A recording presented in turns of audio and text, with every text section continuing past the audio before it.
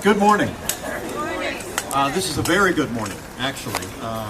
One to celebrate quite a bit about, and I'm very, very proud to be able to be here with all of you. Thank you for being here. This is truly an historic meeting and a historic morning.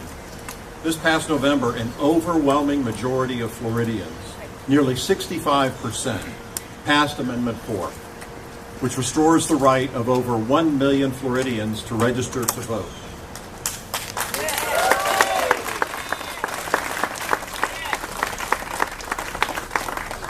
After more than a century of disenfranchisement under a shameful Jim Crow era policy, almost 2 million of our friends, family, and neighbors will finally have their rights restored and the ability to vote.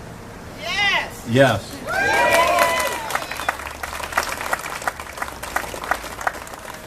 I am heartened to know that the work I did as governor to grant clemency to over 155,000 nonviolent felons will once again be taken up, not as an edict from a small and unaccountable board, but rather as a mandate by the people of Florida. Yes! Yes!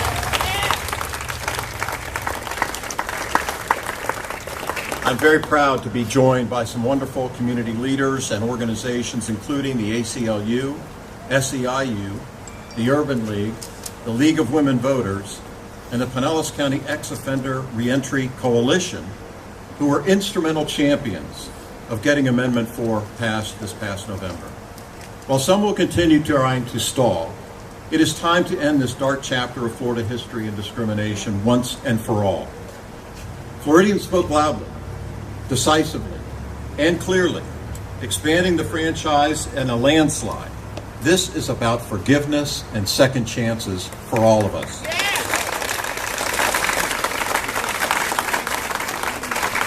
It is our job as elected officials to listen to the will of the people, not to subvert it. Let me be clear. With the passage of this constitutional amendment, nothing, not any Florida statute nor executive action, nothing should keep convicted former felons who have paid their debt to society from legally registering to vote. I particularly want to thank our Supervisor of Elections, Deborah Clark, for upholding the will of the people here in Pinellas County. Accepting, yes, she deserves it. It's a great day for Florida, a great day for the people, and a great day for democracy. God bless all of you, and now I have the high privilege of introducing the great mayor of our hometown, Mayor Rick Kreisman.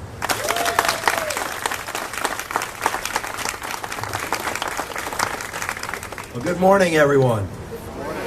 I am honored to be here on the steps of City Hall, joined by a number of friends that I have the pleasure of serving with and partnering with as we try and move our community forward. And I'd like to recognize them first from our great St. Petersburg City Council, Darden Rice, Lisa Wheeler-Bowman, and Gina Driscoll. From our school board, Renee Flowers. And from my outstanding city team, Nikki Capehart and Teresa Jones. My sincere thanks to Congressman Charlie Crist for organizing this event today. As everyone here knows, there's a lot happening in Washington, or probably I should say not happening in Washington with the government shutdown. So it means a lot to me and to each of us, Congressman, that you have taken time to speak out on Amendment 4 and to join us here today, and we thank you for that. I also want to thank all of you that are here with us today for your advocacy and for lending your voice to this important cause. Last November, the voters made their voices heard loud and clear, and Amendment 4 passed by 65%.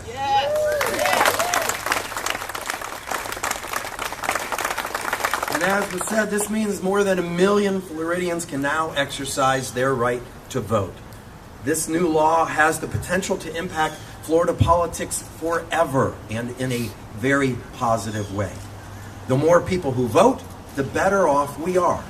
But more important, it will impact the lives of people who have paid their debt to society and are ready to take part in our democracy. I couldn't be happier the voters of Florida passed Amendment 4. But like so many fights Congressman Crist and I have been through, it doesn't always end at the ballot box. This fight continues. The voters made the right decision on Amendment 4, and it is time our state leaders and state legislature accepted the will of the voters without fighting or trying to prevent implementation of the will of the voters.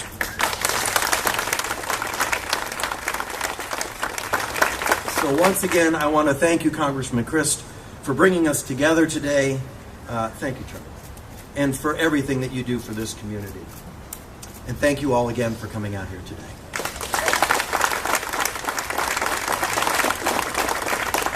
Now I'm very privileged to introduce a dear friend and a great community leader, Pastor Lewis Murphy.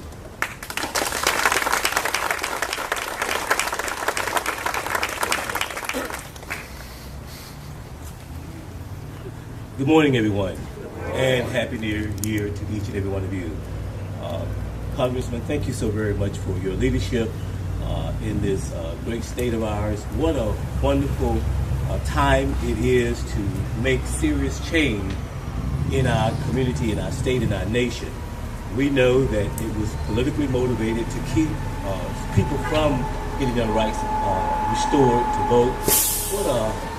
What a momentous moment this is for us to continue to do what is right, to do what is just, to make sure that all those who have been disenfranchised by mistakes that they have made in the past, not to be penalized for the rest of their lives.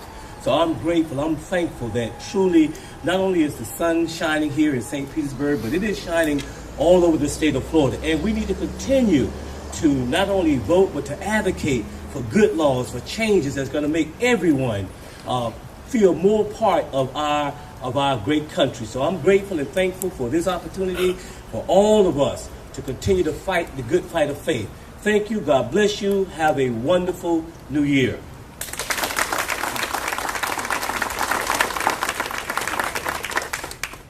Now it's a great privilege for me to introduce one of the people directly affected by this, Mr. Greg Foster.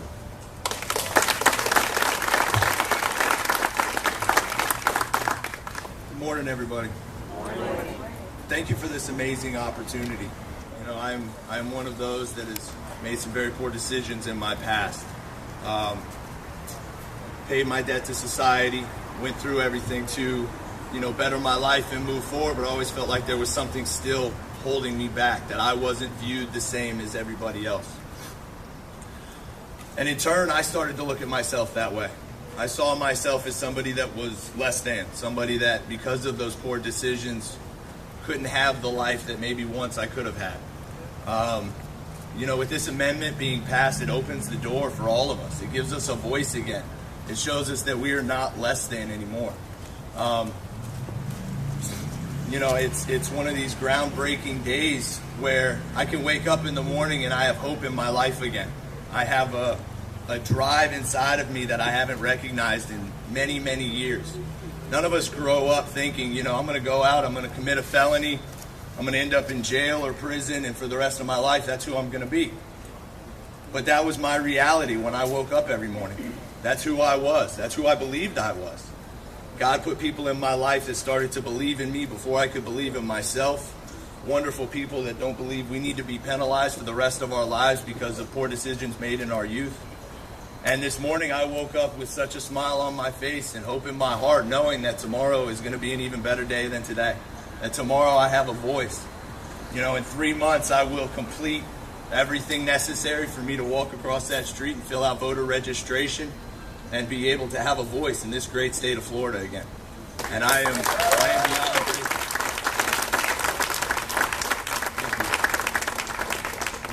There's people that we have that give us opportunities, and right now I'm a supervisor at Second Chance Tiny Homes, building tiny homes for homeless veterans, giving back to the community and doing my very best to repair the damage that my past may have caused. And I just want to say again how grateful I am for this opportunity. Thank you guys very much.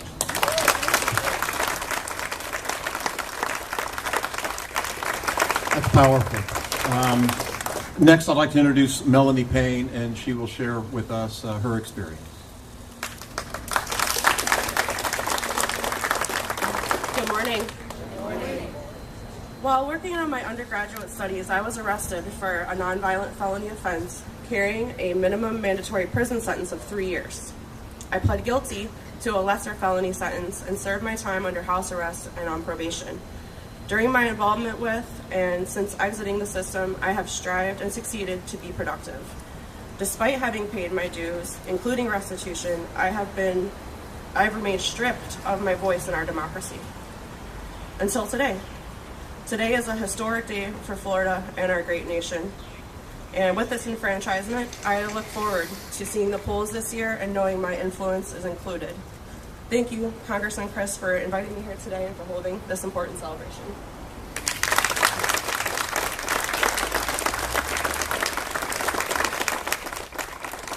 I think that about wraps it up. So at this time, anybody ready to go register to vote? Raise your hand.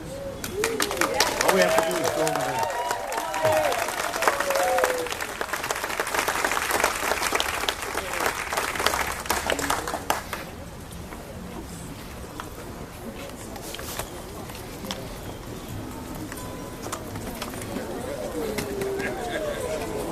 How are you, sir?